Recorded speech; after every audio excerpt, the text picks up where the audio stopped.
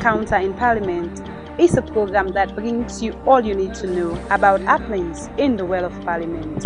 We bring you the truth, the whole truth, and nothing but the truth. The Freetown TV Network is coming up with 60 Minutes in Parliament. This is Honorable Solibature. You can join us the 60 Minutes in Parliament. Join the Freetown TV Network every Thursday in Parliament.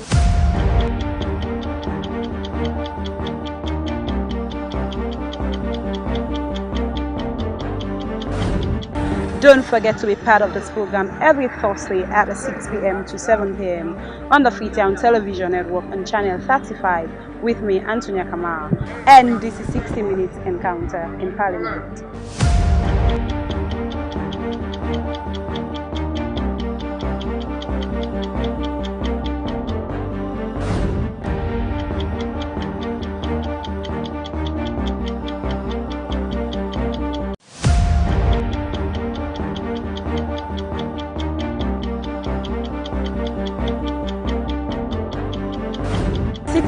Encounter in Parliament is a program that brings you all you need to know about happenings in the world of Parliament. We bring you the truth, the whole truth, and nothing but the truth. The Freetown TV Network is coming up with 60 Minutes in Parliament. This is Honorable Solibature. You can join us the 60 Minutes in Parliament. Join the Freetown TV Network every Thursday in Parliament.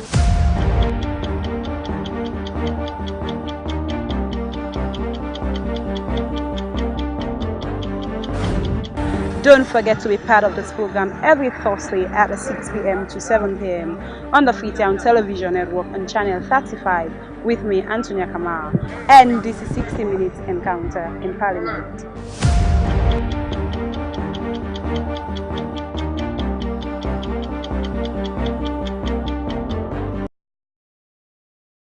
The Chief Justice and judges of the Superior Court are appointed by the President of Sierra Leone, acting on the advice of the Judicial and Legal Service Commission, subject to the approval of Parliament.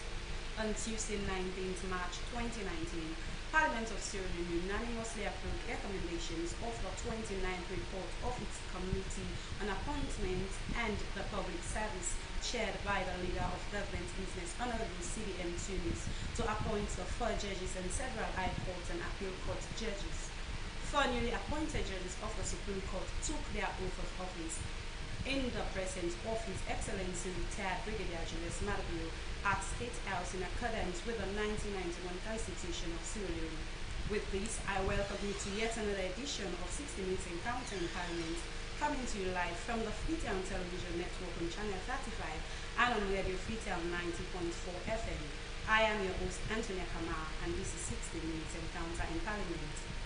In the studio with me this evening to deliberate more on the recent appointment of judges is Honorable Sirajan Mullins Kamara and Mamutin Kago, a civil society activist. Welcome, gentlemen, and welcome to the program. Thank you very much. It's a pleasure being here. Honorable Sirajan, a brief summary. Please give us a brief summary of all the appointees. As the normal practice is that when the way a president appoints and nominates people for position, they go to Parliament and be interviewed by the Appointment Committee. The Appointment Committee is a 16-man committee comprising members of Parliament from all political parties. And it is customary that several questions are asked, ranging from their property, their track record in previous employment and criminal record. They have to bring police clearance and the rest of it.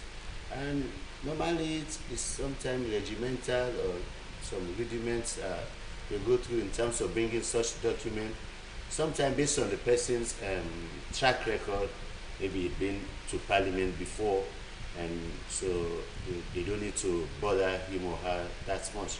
And after which they come to the well for approval. More often than not, it's almost like I think 99.999% yes most of the time, you know. And I think for this purpose, they went to the appointments committee, and they came to Parliament, and of course the usual eulogies or panegyrics are expressed based on people who know them from within the world. And also for me, in as much as I know people, I also throw out caution. And more often than not, they do come to Parliament in a subservient way, full of humility and all the rest of it. Once they move out, and they behave differently. But we also have what we call oversight committee that we try to follow up. For me, when they face us in the world, I try to put questions to them and admonish them based on what we will expect to do during the oversight.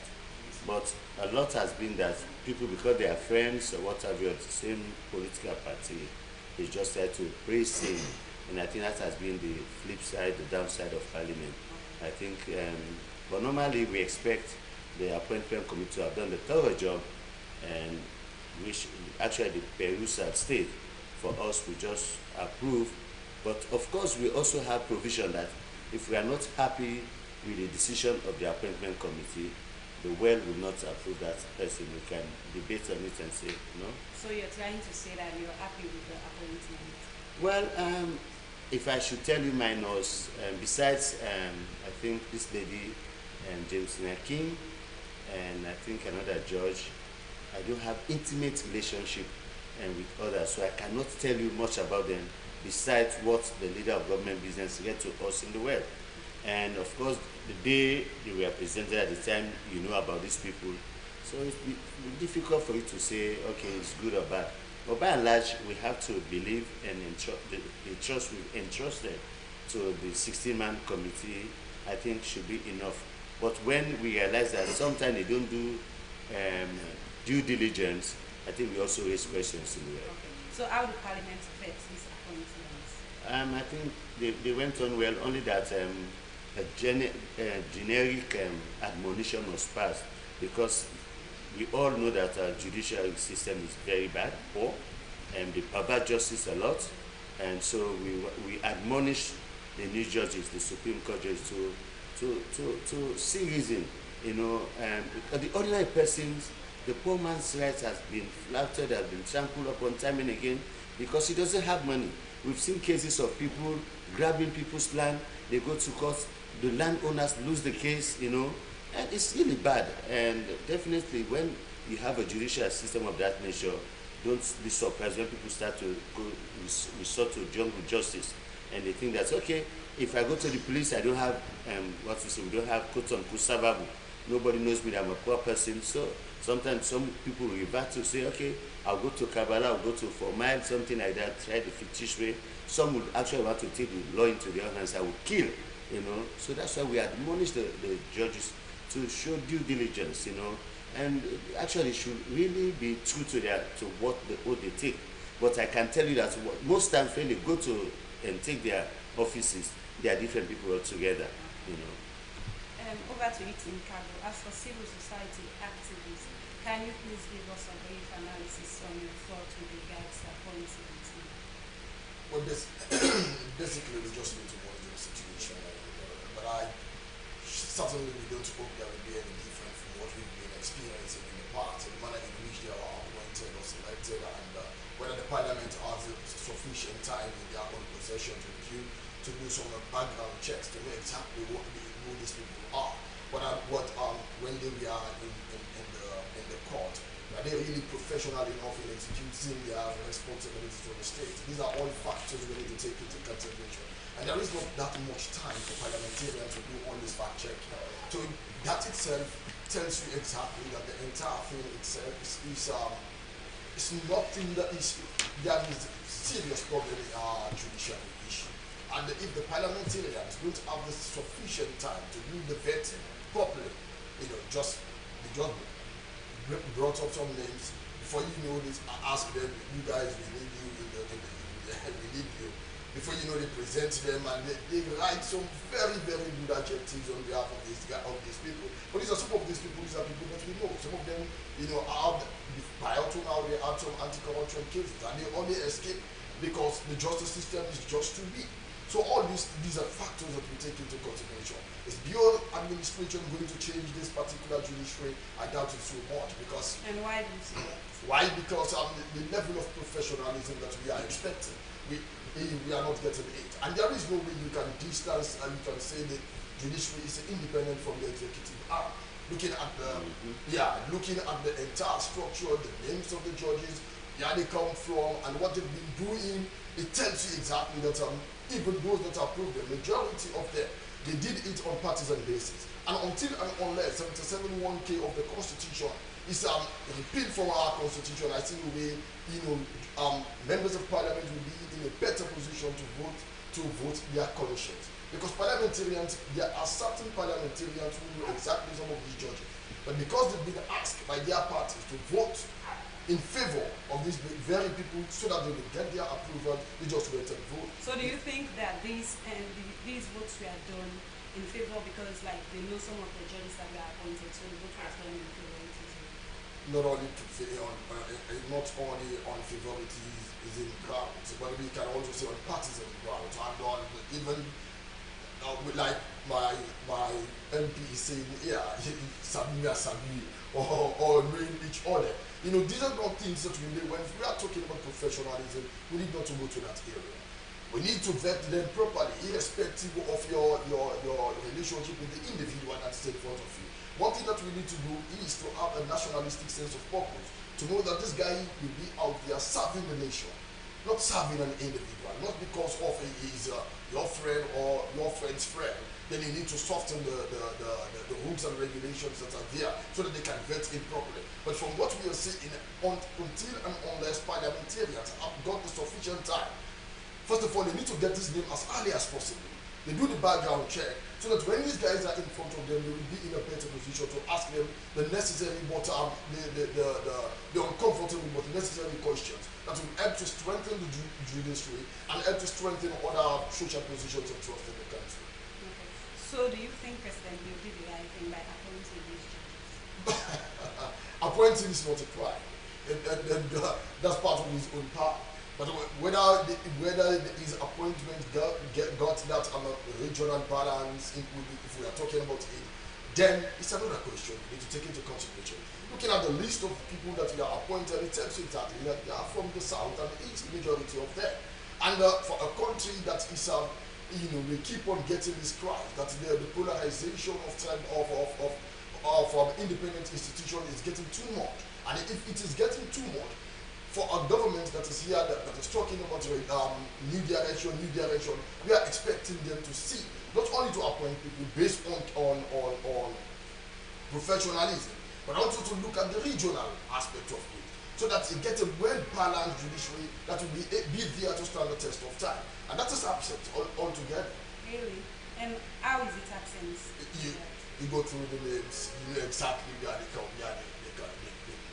Yeah, let me chip in there. I think Mahmoud is saying something that is a fact, but maybe somebody on the other side would say, well, the president only approves the recommendation based on the Chief Justice.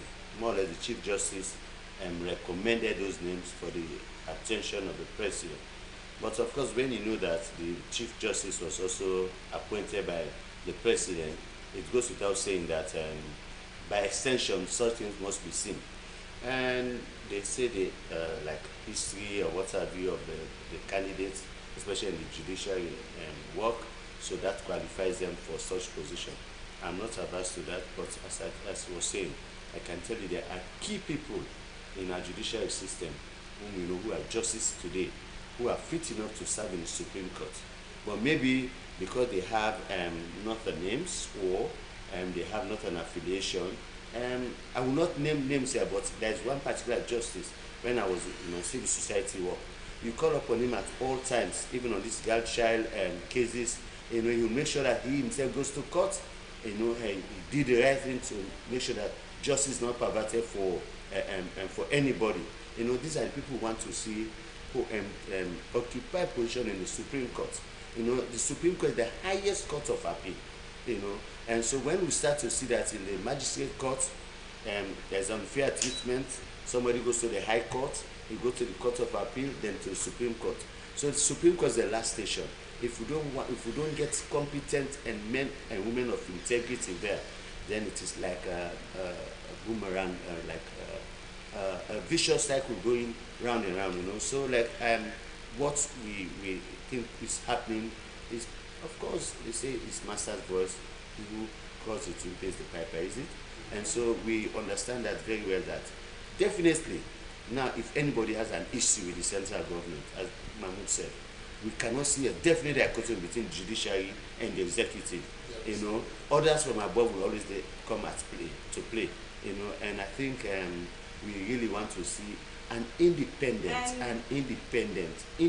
emphasis of independent judiciary. But I can tell you, as he said, it is totally different now as it was before, because we can also go back and catalog. So how can you compare the past members of parliament? The past. So this one. Oh no, I'm not talking about parliament. I'm talking about the judiciary. The past system was evil.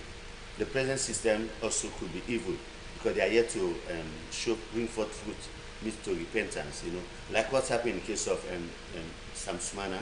It's a slap on the face of the judiciary. They knew very well that this matter should go to parliament. They took upon themselves to educate the matter. And at the end of the day, they did what they themselves knew that was wrong, because every one of them was thinking that would be appointed Chief Justice.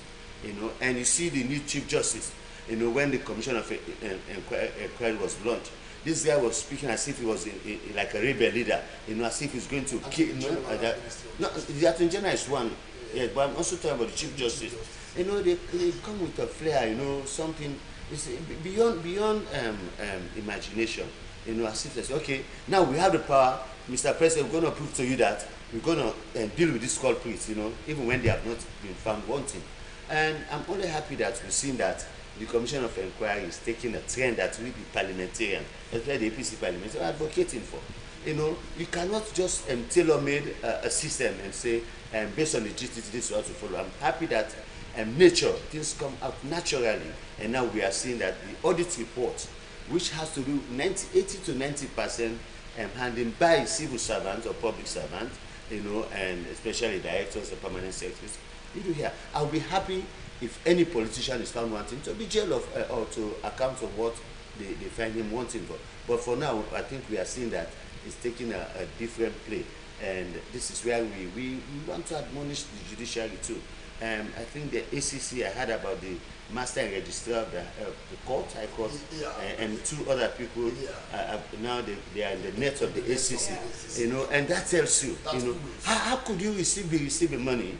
You know, you are not entitled to hold money, and you call yourself a judicial, somebody supposed to met out justice, and you are doing the wrong thing. So if they between themselves they were so corrupt, that of course for now they are under investigation under ACC. Let me don't preempt. But for the fact that they have been invited, you know, means that they have a case to respond to. So this is just a warning that, or an assertion to say that maybe what has been happening and what is obtainable now, I don't think there is yet, as Mahmoud said, we are yet to see any difference.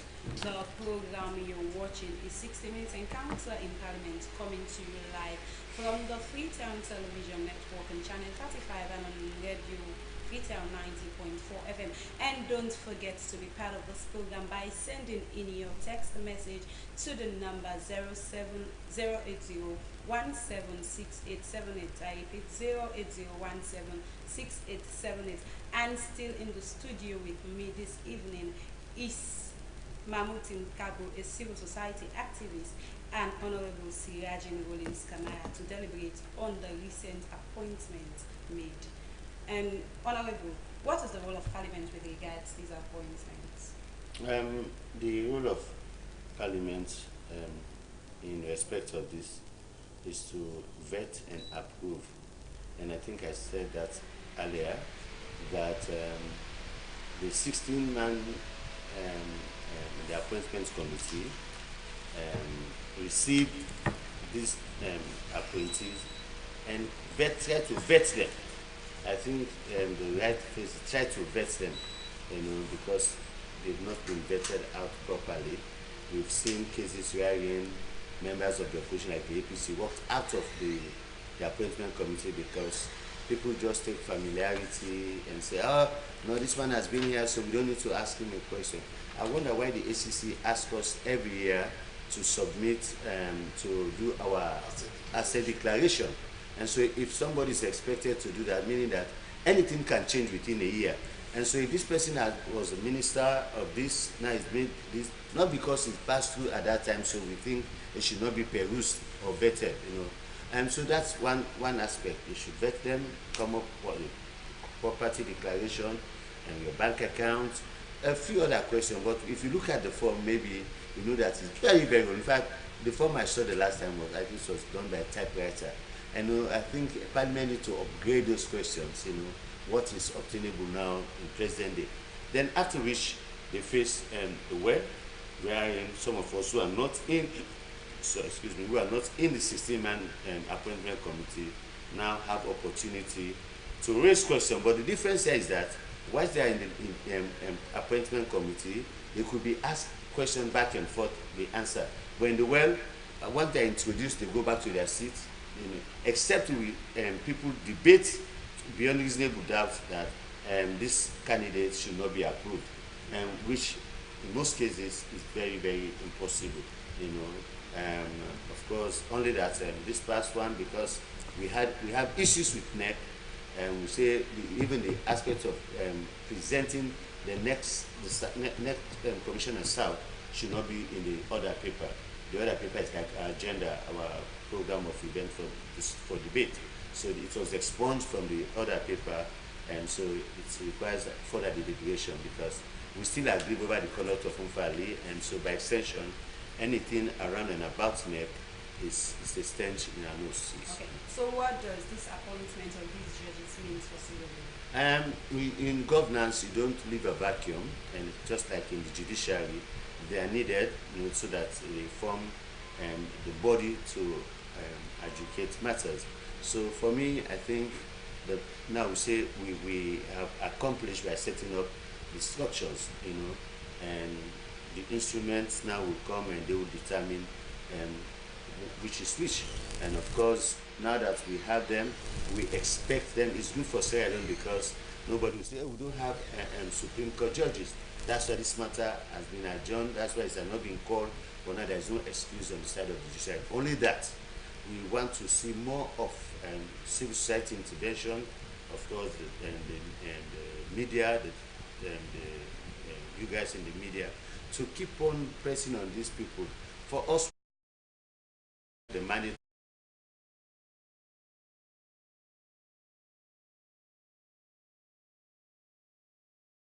Do they measure up? But for them, it's like once they have been given this appointment,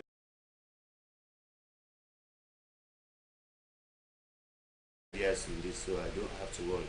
But we want people to jack them so that they work. Yeah, I think in the jacking them, we also have a parliamentary oversight committee responsible for that. And Sure. they are charged with that responsibility. And the parliament, with the powers that they have, I think that they are in a more better position to squeeze them so that we get an effective and efficient performance outcome from these people. Otherwise, we can cause all the noises, we can write, we can do the talkings. But if parliament is not determined to ensure that we get the better out of these guys, then there is no way we can get it.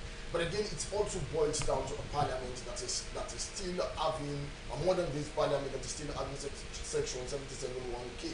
Oh yes, on a partisan basis. So it tells you exactly, even if these people decide to flout the rules, it will be very, very difficult for the parliament to act, to act professionally enough so that they will get rid of them and replace them. Because it boils down to partisan basis as well. And when the chairman of a specific political party order is the own members of parliament that they are supposed to vote in favor or against of a specific individual that are flouting the rules, then you get all these partisan conflicts of interest and all the rest of it. So until and unless we have a parliament that is ready to stand the test of time, that is determined to show that they are there to serve the people, not to be mastered, and to squeeze those who will want to flout the rules, then we will keep on talking about the judiciary, we will keep on talking about... So from your civil society point of view, what do you think these appointments mean for Sierra Leone? it's too early for us to judge. But if we are looking from the offshoot, where they spring up, then there are so many questions we can ask, because we know exactly that time and time again experience continue to teach us that our judiciary is a rotten judiciary. We have to call things by their name, and it's neither we need to overhaul the entire system. This is not something that we've seen. We've received so many promises from the past government and this government as well. But when you look at the appointments, in fact, or when you look at the activities of even His Excellency the President, even in his appointment, you know, there are so many things you need to ask. And is this judiciary determined enough? Mark you, we are talking about a judiciary that is determined to sit in the Commonwealth law officers meeting and tell fellow Commonwealth law officers, fellow Commonwealth Attorney Generals and Minister of Justice that look, we have a commission of inquiry in our own country that lack the rules of evidence. So it tells you exactly that if we are talking about justice, this is not the regime we will say, oh, we're gonna get justice out of this appointment. These are most of them are appointed by the Chief Justice. And if they are appointed by the Chief Justice, it is very, very important for us to know that they're going to dance by the tuning of the political party that appoints them, not the state. Taxpayers are paying them. Taxpayers will be responsible for their own activities and even pay their lodging or traveling fees or all the rest of it. But when it's coming in terms of service, they are serving their political party. So we need a system that will tell us more about how to be nationalistic, how to be patriotic, how to serve a nation, rather than having a system that will tell us, I'm green, I'm from the north, or I'm from the south, or from the western area, I'm APC, or if I'm from the south or east, I'm the SNPP. This is another type of systems we need. Let me, before I take another cue, let me just make a clarification here. Mahmoud has been talking about 77K or whatever 1K.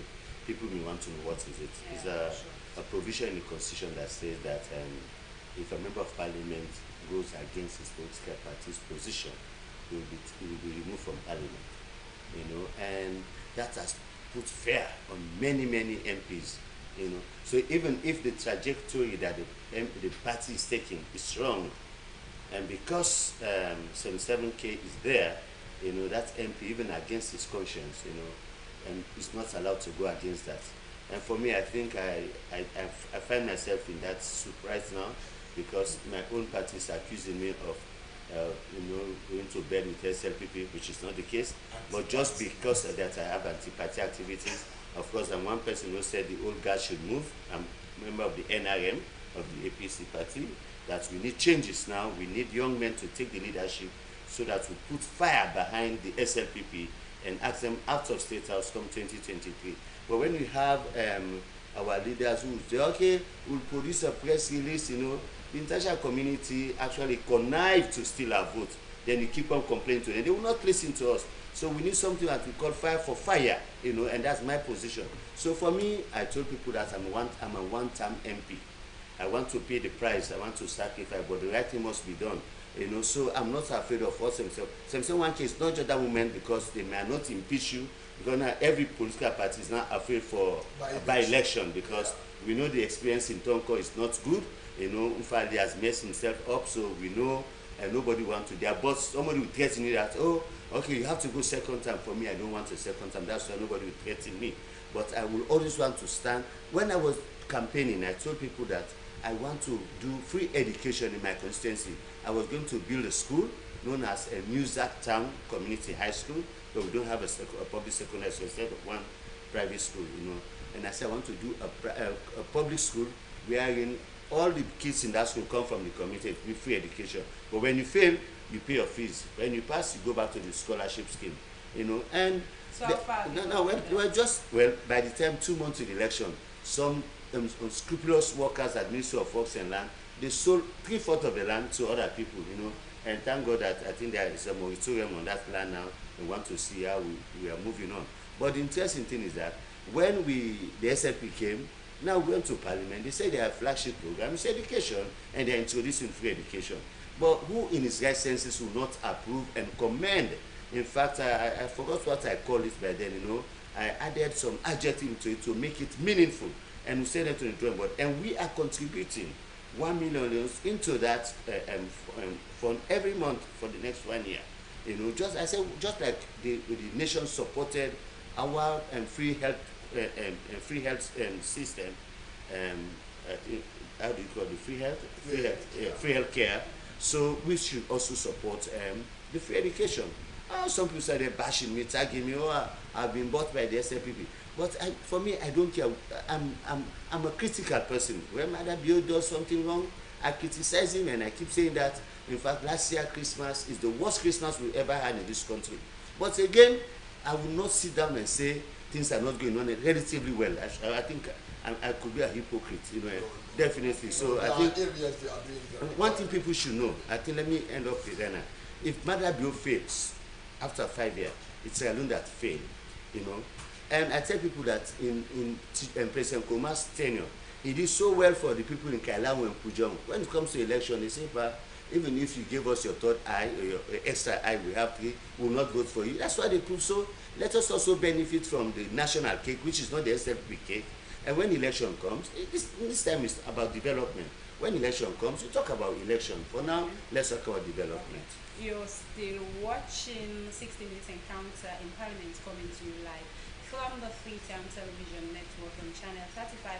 And please don't forget to be part of this program by sending in your text message to the number 080-176878. And let's now go for a short break, and we'll be back shortly.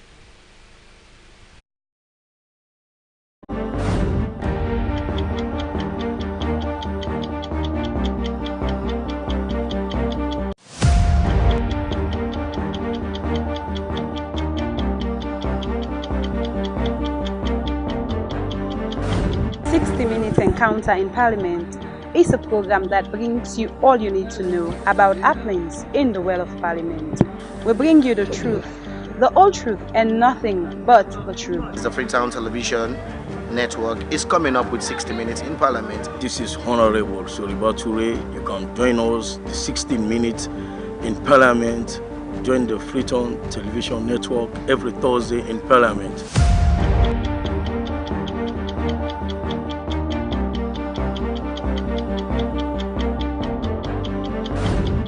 Don't forget to be part of this program every Thursday at 6 p.m. to 7 p.m. on the Freetown Television Network on Channel 35 with me, Antonia Kamara. And this is 60 Minutes Encounter in Parliament.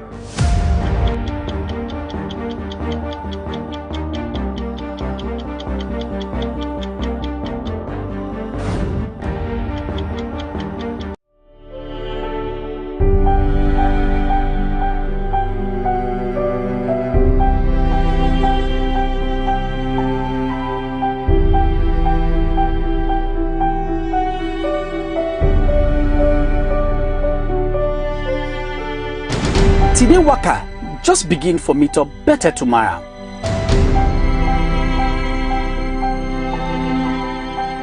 For as long as we dey keep for work on we self, we go most bring out we best. We own best in how we can come near the people and things them we matter to we. We dey look for experience where they connect we any side and they give we sense altered.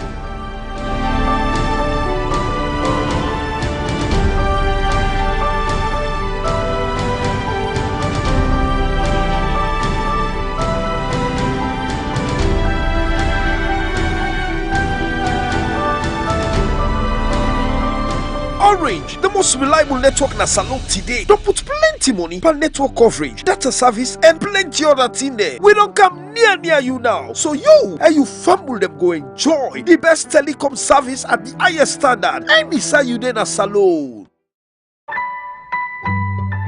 Orange.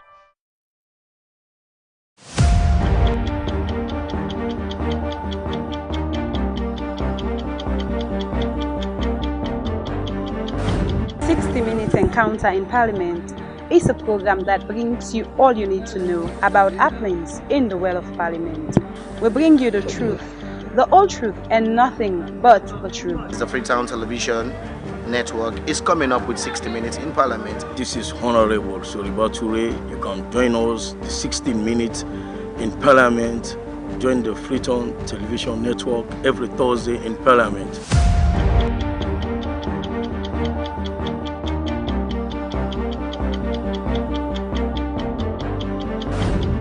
Don't forget to be part of this program every Thursday at 6 p.m. to 7 p.m. on the Freetown Television Network on channel 35 with me, Antonia Kamara. And this is 60 Minutes Encounter in Parliament.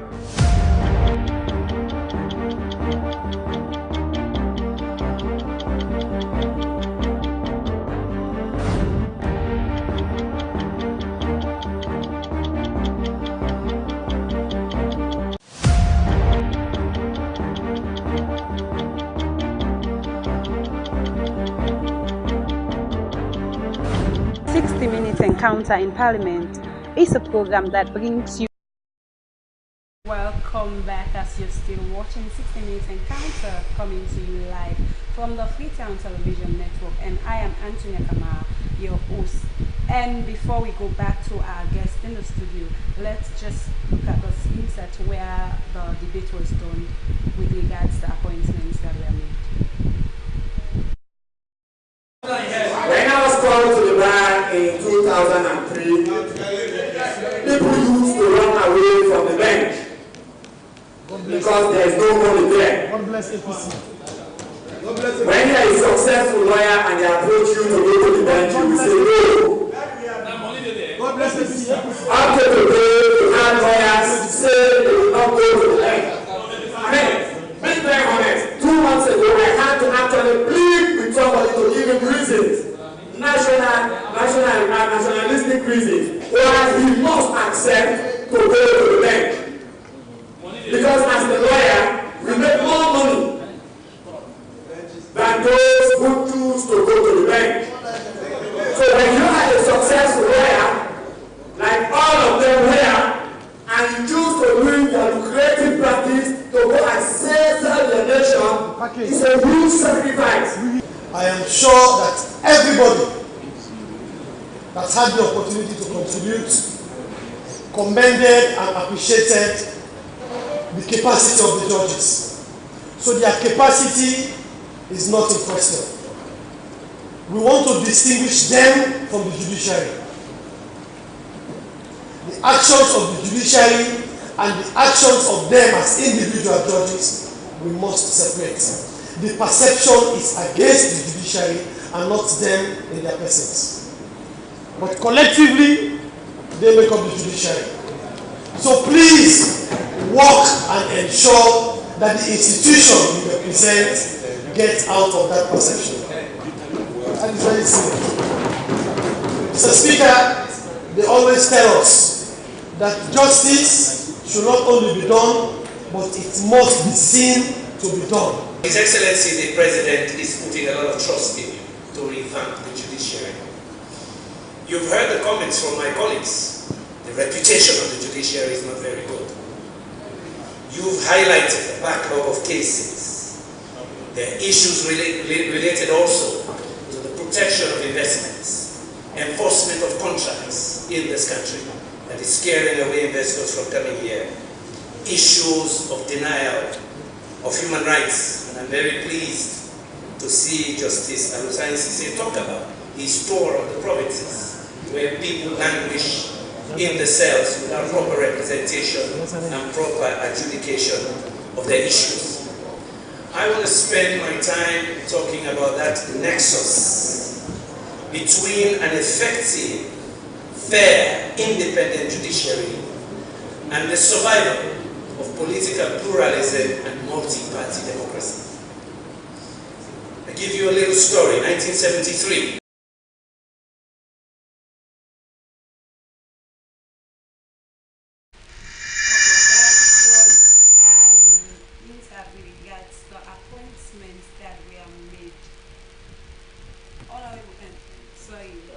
That's a prophecy, don't worry. We'll go to Parliament next time. What can you say about that?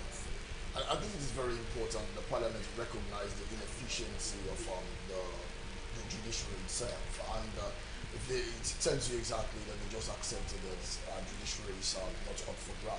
You know, it cannot stand the test of time. But the bottom line is, if they are saying that it's not just a perception, this is something that people realize themselves. Once they are there, I'm a living testimony. So if they are there, if they know all these things and yet they are unable to rectify them, then it tells you exactly that the parliament itself has too many things to do. And they must understand this, that it is not just about sending judges outside there, but it's about getting your oversight committee very efficient and effective to ensure that judges or whosoever fail to live up to his or her own task must be brought to book. That is why the parliament have enormous powers. So they must be seen using these powers in strengthening areas of the social positions of trust areas in the country that are very, very weak. We are talking about very good institutions. We are talking about sustaining democracy. We must also be talking about democratic institutions, which are the pillars to sustain the democracy. And the parliament, looking through our constitution, the powers that the parliament possess, the parliament must be there to make sure that they utilize these powers in the best interest of the nation, not just lip of service by saying words, oh, the perception against the judiciary is very, very, very bad. We want to see you lift up your game. It's not an issue of just urging someone or a set of people to lift up their game, but there are also punitive measures they must be using. That is why it is very important that the law play a pivotal role in shaping the country. And if the law must play a pivotal role in shaping the country, the parliament must also be very effective, because these are the law drafters. So if they are the drafters of the laws, they must also be there to ensure that the laws that they are drafting are used generally in the country, not for selected set of people. And they must also ensure that the judiciary stand independent. We don't want to see a situation whereby someone will just get up in the morning, from the executive arm and give instructions. Go and arrest this, or go and do this, or send him or her down to Pademba Road, just because they have a disagreement of opinion. We hate seeing that. We've experienced that. We don't want to see a continuation of that. So that is why we keep on calling on the president. We keep on calling on the parliament with all its powers to ensure that they use their powers in the best interest of the nation. So how do you think these enormous powers that the parliament have can be utilized? That is why they have their oversight committee. The oversight committee is an investigation team. They can go there to check the performance outcome of a specific institution. From there, they can make a recommendation to the House. The House can see, and there are punitive measures. So this is what they need to do. They cannot just go and sit with these people, with the oversight committee, try to know exactly what is wrong or what is right in a specific institution, and then they go back and sit home, ask the head of that institution to see the chairman at parliament. No, they must be there to ensure that they are paid to do their job, and they must be seen doing their job. They must be there to ensure that the rules that they are drafting in parliament must be for all Sierra Unions, not for specific set of nationals. If they can do that, then we will be very boastful of this particular judiciary. Otherwise, we will continue to worry. Okay. Honorable Kamara, how can you rate justice accessibility over the years? That's one.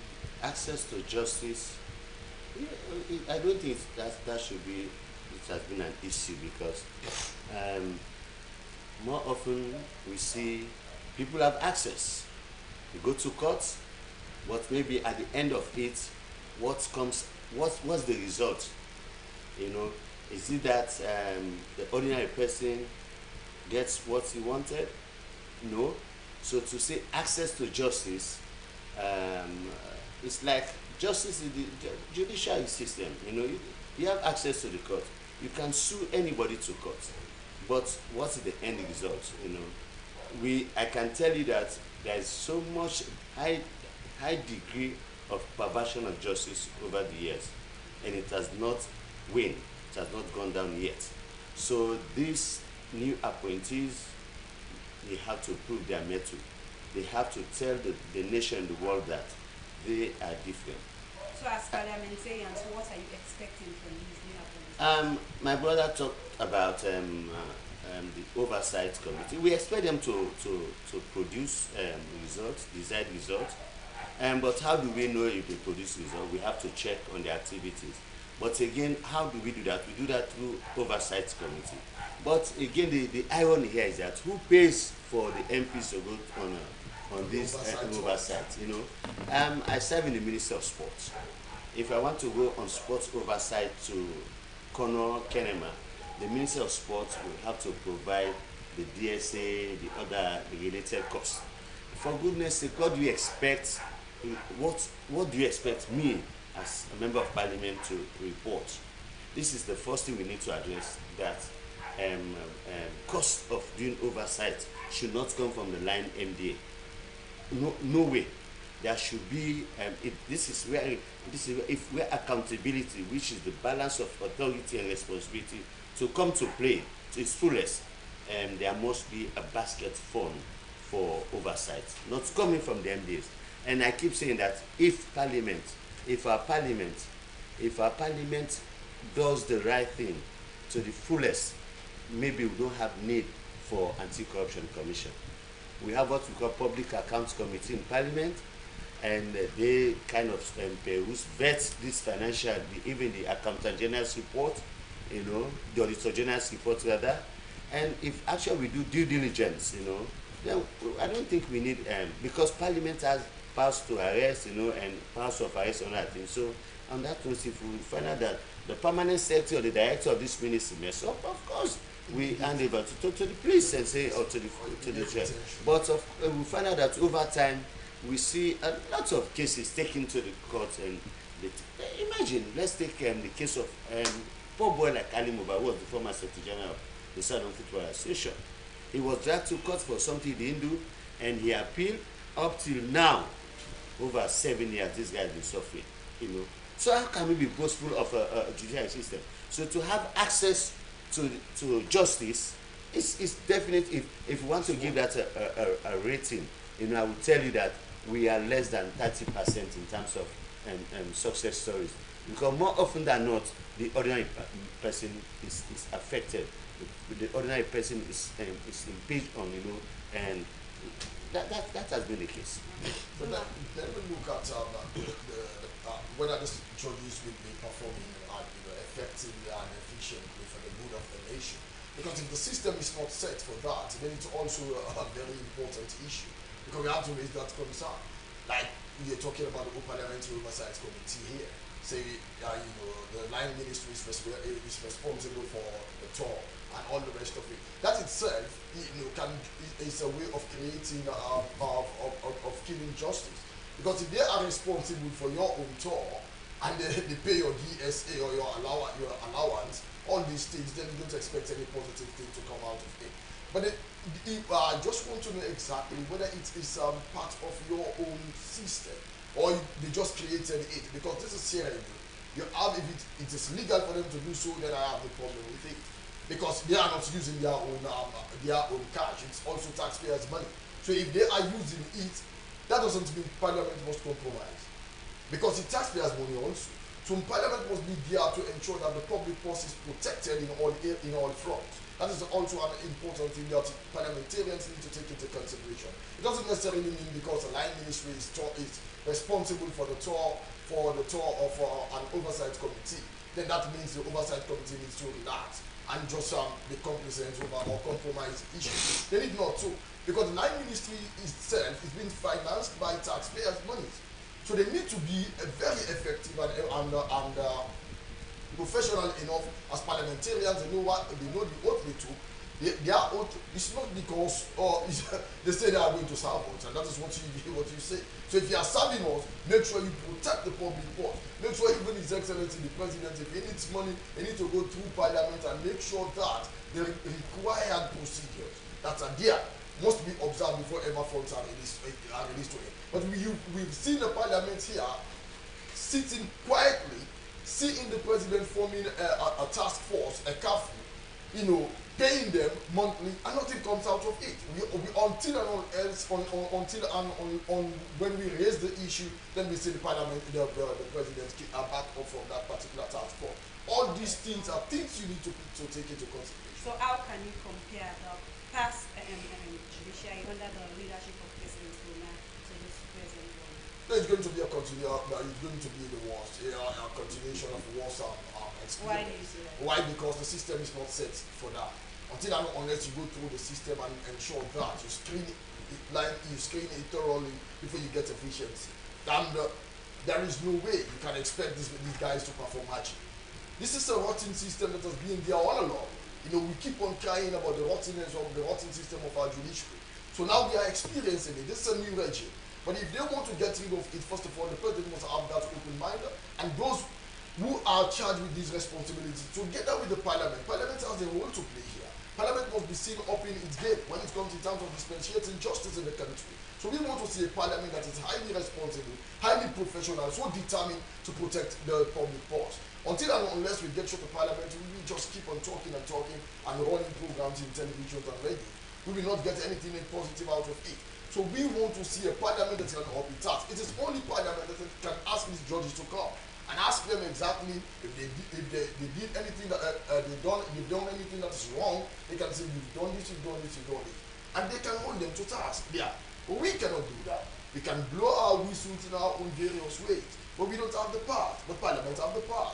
So Parliament must be seen using its powers in the best interest of the nation, protect the public purse, so that, as President Bio put it, closing the loopholes, so that the loopholes will be well secured and the revenue base will increase, so that the government will get more revenue to address social service concerns. Okay. So, Honorable, how can you compare the past judiciary under the leadership of President Fuma to this one of President Fuma? I think I mentioned that I started following the judicial system, religiously, effectively, and during the days of Adirena Thomas.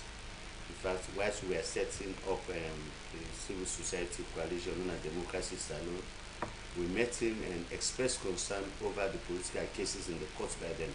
The intra-APC case, and that is Serikama versus Aneskoma, and the SLPP Bera versus PMDC Magai, And so from that time, I knew how things were going. In fact, I had a tussle. We had like a war of words, myself and the Chief Justice then, about when I said the delay in the cases, And he forced me to remove the word delay. I said no, then at a point I said, okay, the seemingly delay, so okay, now I can respond to it, But from that time, when I have direct contact with the judiciary system, to date, I think we can say these are birds of a feather.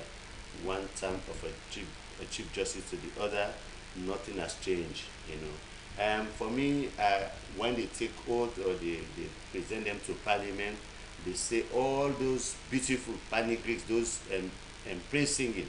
When they move out of there, they are different people altogether. I am yet to see even this new Chief Justice set a foundation, and that we say, okay, I think we are moving from the old system, and I'm yet to end. Definitely, I can say that I'm not positive that there will be a difference in approach. But this is wherein I think, as we agree, that Parliament has the powers, and Parliament is empowered to check and make sure that things happen the way it should be. But again, it boils down to, for me, I'm a member of Parliament. I can speak like a lone voice, but we have chairman. I'm not the chairman of the Legislative Committee. The chairman is there, and he has the right to summon the Chief Justice or the Minister of Justice. For me, even if I belong to that committee, I don't have that right. I'm a member of the Sports Committee.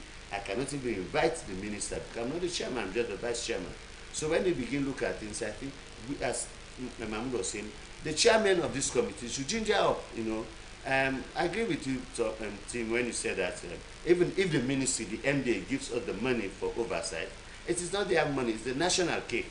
So even when, because it is provided for, it is the requirement that they should provide money for that, that doesn't mean that when we go to the field, we should come up with a result that favors the minister, if there is anything wrong to report on. So I think that's where we need to work as parliamentarians. We talk about representing the people, but once we get there, it's a different ball game. And as Mahmoud said, the oath we took, it's not an oath for the party or an individual, it's for national service. And I think we have to measure up, and it has not been present. My position remains the same, that if Parliament becomes what it's supposed to be, and corruption will be minimized, and a lot of savings will be done. I think for now, the judiciary too has so much. These are the three main arms of government. The executive, in fact, they deal with the money on a daily basis. We make the laws as a legislative arm. The judiciary interpret the laws, you know, and bring that to effect. But most often you hear them where this law depends to the lawyer, to the way the judge sees it. You know, yeah. But our laws are not ambiguous. They are not written in Shakespearean language. There's nobody, the ordinary person, will not understand that. You know, it's simple English. You know, but when they want to abuse and misuse office, they tend to manipulate around the interpretation of the opinion of the person. You know, and I think this is we need to ginger up as a nation. We need to lay a foundation for the young guys coming up so that they will have confidence in the political system, in the politics we say we want to practice. They should have confidence in the judicial system that we so put our trust in. So finally, Honorable, when are these appointees expected to start? They've started already. They took the oath of office from the president. The stages are, they are recommended by the Chief Justice to the president. The president announced them. You know, then they come to Parliament for interview. They are the committee on appointment. Then they now come to the world for approval. Then finally, the last stage, they go to the president to take oath. So once they did, that will become fully effective and start work. And they have started already.